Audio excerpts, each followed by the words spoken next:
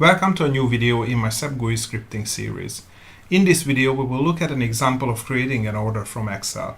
If you are new to GUI scripting, I recommend watching my first video in this series, which explains the basics of GUI scripting and addresses some common issues.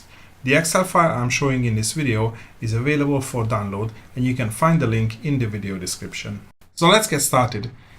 This example is fairly simple considering the potential complexity involved in creating an order, but good enough for a demonstration and to get you started. As you can see, the Excel itself is very simple. We have the sold to, a ship to, a list of products and quantities. What will be complicated in this example is adding multiple line items to the order. And once the order is saved, we get the order number back from SAP. This example will use VA01 in ECC to create the order. Before we look into the Excel file itself, let's create the script which creates the order in ECC. So I'm accessing the script recording and playback window. I'm setting my file name for recording, and I click on record. Now /n VA01. I have some of these values defaulted, but I want to type them again, otherwise they are not going to be part of the recording. So just set the sales or distribution channel, office, and that kind of details. Okay, so I'm going to copy the ship to party, sold to party, and I enter the product, and I'm going to click on click enter. I go into the line item because I know that I need to provide the route. Okay, fine. I go back. Second line item, quantity, and setting the route manually. So you will probably need to maintain different fields in your scenario, but for me that should be pretty much all. So I will save the order. I'm getting this credit pop-up window. I click OK, and then the order is recorded, so I can see the new order number here. So that's fine. I'm going to stop the recording now. Let's look at the recording that was created by SAP. The beginning of the code is responsible for connecting to the session, so we will ignore that because our Excel code is going to take care of that. So the actual content is starting from here. So we maximize the window. We call the transaction VA01, and then we set the those values that are on the first screen. So document type, sales organization, distribution channel, sales office, and as you can see, I'm entering the PO number or external reference here, and then the sold to and the ship to. So nothing complicated up until now. And then we come to this line, which is a really long one, and as you can see, that's my product and that's my quantity. And so when you look at the code itself, you see all these different objects, blah blah blah, but the interesting bit is here. So in square brackets, it's 1, 0, and then you see it's 2, 0. So the first digit is actually like a column number, and the second one is the row number. So if I bring up the transaction again, let's say in display mode, you see that the product number is the second column. So that's column 0, which is the item number, and then column 1 is the product number, column 2 is the quantity, and that's what we can actually see here. So in column 2 of line 1, we are entering the product number, and then in the next column we are entering the quantity, and these two lines here are the when I click on the field again and I click on enter, and probably somewhere here, yeah, this is probably the double click. When I double click on the line item, and then I'm taken to the screen where I enter the route, and I click on enter again, and then I'm pressing the back button, and then the whole thing starts again for the second line item. And as you can see, the code is pretty much the same. The only exception is now the row number is 1. So first row is 0, second line is 1, third is 2, and then so on. So this is how you can enter multiple line items, which should be fairly easy programmatically, because as long as you can see the code for accessing any of these cells is exactly the same. The only thing we would need to change in our code is these column IDs and the row IDs to access either the different columns, like the materials, or the orders in each of the line items. So let's see how I did it in the Excel code. This is the Excel file. The logic starts when I click on the create order button. So if we look at the macro assignment, we can see that it's the start extract method. It's a funny name, but I created this Excel file from another one, and I didn't bother to change the name of the function. So let's go into the Visual Basic Data. I'm just going to resize some of these things. Okay, so my code is in module 1, and just like for all the other examples, there are some public variables where I create objects or variables for the connection and the session and some of the other things which is required by GUI scripting. But if you look at the start extract method, well, it doesn't do too much. So it defines a variable which says the current line, and then it says that my system is going to be DG220, so that's the system that we want to connect to. And then it says run GUI script, so it executes this method. So let's go into there, and at the beginning of this method, I'm just defining a couple of local variables, and then I attach to the GUI session, and next I'm saving some values from the Excel file into these local variables. So I've created the sold and the ship to variable, and the sold to equals the cell 92 dot value, so which is this one. So that's line 9, column 2, and the ship to is line 9, cell column 5, which is this one. So this is how I get the data from Excel, and I'm setting the internal counter to 0, which I'm going to use to scroll through all the products. Okay, so and now you can see that the code starts from this line is what we had in the Excel recording, sorry, the SAP recording. So I'm going to bring this up as well, and hopefully you can see that it is. So again, I copy and pasted most of this code over here. I changed the variable session to object session, which I'm using in the Excel. So again, I maximize the window, call VA01, and set the transaction code, sales organization, distribution channel, distribution channel, division, and sales office. And then, external P number, it's hard coded, but again, change it. And the next two line, so if I switch back quickly to the recording, you can see that the next two line, so these two were about entering the sold to and the ship to. So I'm doing exactly the same code here. The only difference is I have replaced these variables with, replaced these constant values from the recording with my variables that I defined up, and I have created these variables from the Excel. So that's the first change in the code, and then we are pressing enter, which determines the sold and the shipped, and does some of the other determination.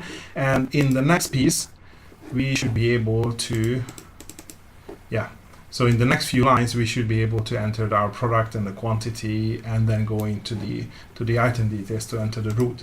So, and because we need to do that for multiple items, as you can see, for example, I have 2 items here in this example. So what I have done is I've created a loop here in the code which says that let's check the value of cell 12 plus I, comma 1. So that's basically 12 plus 0, because it starts with 0, and column 1. So it checks this value, and if it's not empty, then it's going to execute this piece of code which is between the while and the end. So and I'm using this internal variable I as like an item counter. So it's initially 0. So we are going to process the first item, or enter the first item into our order. And as I said, we have from the recording, we have these line items we have these lines in the recording where we are entering the product, the quantity, and we're doing this set focus and this other thing in column 1 to the column 1 and 2, but all of them we are doing it in line 0. And this is what I'm actually doing here. So I've replaced this 0 with this piece of code here. Sorry, actually, one moment. Placed it with this piece of code here. So I need the double quotes because I am terminating the string, and I'm using the end and the I and the end, and again double quotes to start the string again. So what this piece of code does is it's going to insert the value of the I variable into the string, and that's what I'm going to pass down to SAP. So initially it's going to pass down 0. So eventually it will generate the same code what we see in the recording for the first one. And then we are and for the value, we are extracting it directly from the Excel, so we are not using any local variables. I mean, you can do it either way. It doesn't make a huge difference. So for the product, we do cells 12 plus I, comma 1, which is, again, line 12, column 1. And then for the next one, for the quantity, we use cells 12 plus I, which is 12 at the moment, and column 2, which is the second column, which is B. So that's the piece of code for entering the product, and that's the piece of code which is for entering the quantity. And then we double click on the line, and now we are doing some other stuff here. Again, it is exactly the same as in the recording, and we get into the item, and we are entering the root. And we don't need to change anything on the root because the system would know which item we are on. So it's not it's not like an array variable, just like the product and the quantity. So we put in the we are putting in the root, we are pressing enter, and for this one I think we are clicking the back button to go back to the initial. And what we do at the moment is we increase the value of I by 1.